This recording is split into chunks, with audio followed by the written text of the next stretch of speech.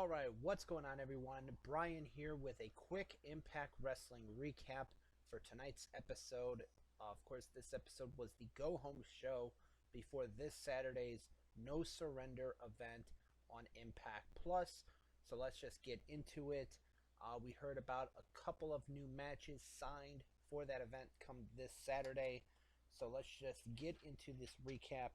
Of course, at the beginning of the show, it was Suicide, Willie Mack, Josh Alexander, and Trey Miguel victorious in an 8-man tag team match against Chris Bay, Ace Austin, Daivari, and Blake Christian. Of course, these 8 men will be participating this Saturday night in a triple threat revolver match in which the winner will be the #1 contender for the X Division Championship. So that should be an exciting match come this Saturday night. We had Kimber Lee defeating ODB in one-on-one action. A little bit later on in the show, there was a backstage segment with Kimber Lee, Susan, and Deonna Purrazzo where they talked about ODB, Jordynne Grace, and Jazz. This would lead to Susan saying that she's going to go to Scott D'Amore and ask for a 6-woman tag match coming up this Saturday night at No Surrender. And that match has been officially made as ODB, Jazz, and Jordynne Grace take on the Knockouts champion Deonna Purrazzo. Susan and Kimber Lee, another big match signed for Saturday. We saw a Swingers Club segment with Johnny Swinger, Johnny Bravo, Falaba, and Alicia Edwards that would end with Falaba not being able to bet any money on a poker game and being kicked out of the club. So that was pretty it for that. We had Violent by Design and Cousin Jake backstage or in-ring segment where Violent by Design wanted Jake's answer whether or not he was going to join them. He took off his vest. The segment would end with him saying no, going after all 3 of them, of Violent by Design, Eric Young, Deaner, and Joe Doring. Then the 3 of them would get the advantage on Jake and would almost go to hurt him, but then Deaner said he wants to be the one that does it, and Eric Young then said that this Saturday night, Deaner would take on Jake, who's now going to be known as Jake something, because of Jake's comments during this segment where he said, about standing for something. So now he's known as Jake something. So that's another big match signed for this Saturday night's No Surrender event, Deaner versus Jake something. We had a Rohit Raju and Shira, who made his return last week, helping Rohit defeat TJP. Rohit cut a promo about TJP and the X Division Championship and the X Division Championship match coming up this Saturday night, basically saying the X Division title is going to come back to Rohit Raju. We had a Good Brothers backstage segment talking about their tag title defense against James Storm and Chris Sabin on tonight's episode. We had Nevaeh defeating Kiera Hogan of Fire and Flava. And then afterwards, in a backstage segment, Fire and Flava went to Scott D'Amore's office. They basically talked about how the referee screwed them over. And D'Amore told them, you know what? Fine. This Saturday night, you're going to defend your Impact Knockout Tag Team titles against Havoc and Nevaeh in a no disqualification match. Texas Tornado rules. So that's another big title match happening this Saturday night. Then we had a Triple XL Tennille Dashwood, Caleb with a K, and Decay in-ring segment that would lead to a match being made for No Surrender.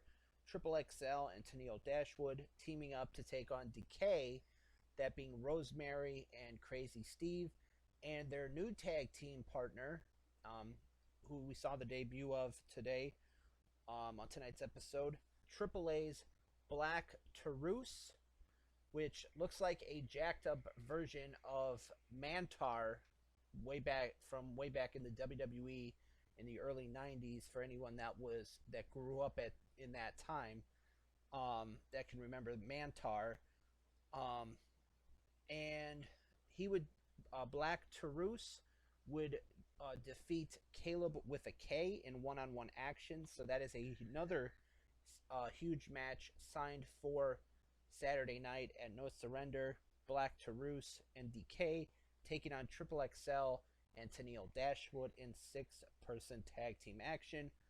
We had Brian Myers and Hernandez backstage segment where Myers was paying Hernandez half now, and then half when they win the tag match coming up Saturday night when they take on Eddie Edwards and Matt Cardona. Then Fallah Bahh would walk into the picture after Myers left, and he would see Hernandez counting his money. And, of course, earlier on in the night, Fallah Bahh got kicked out of Johnny Swinger's club for not having any money to place a bet. So that was pretty much it for that segment.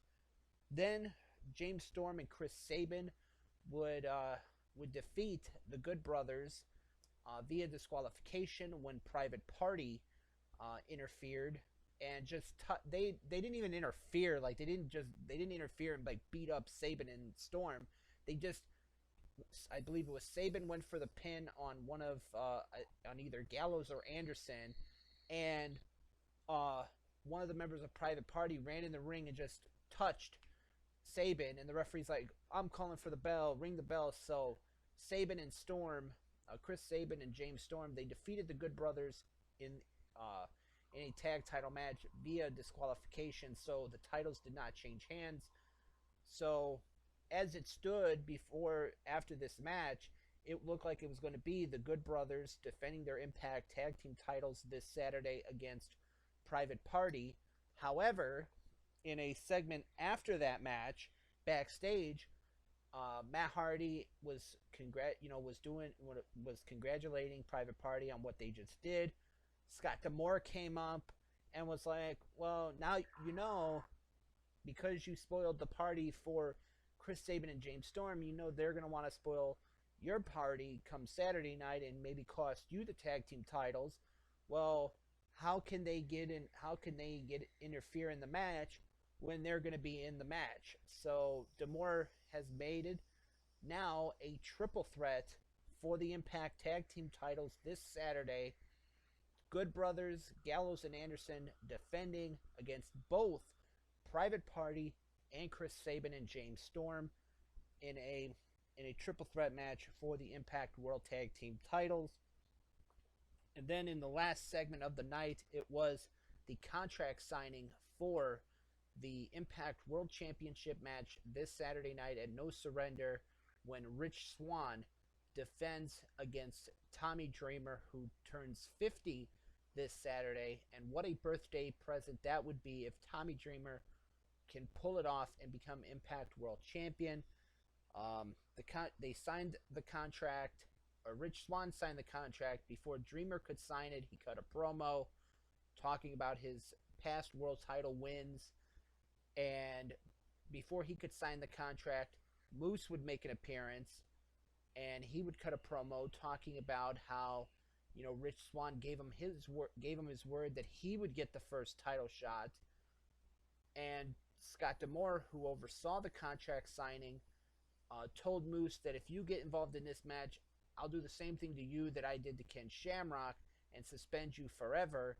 And Moose is like, I'm not going to get involved in this match. Because he knows that he could beat Tommy Dreamer, because he did it at Slammiversary last year. And he knows he could destroy Rich Swann, so he has no intentions of getting involved.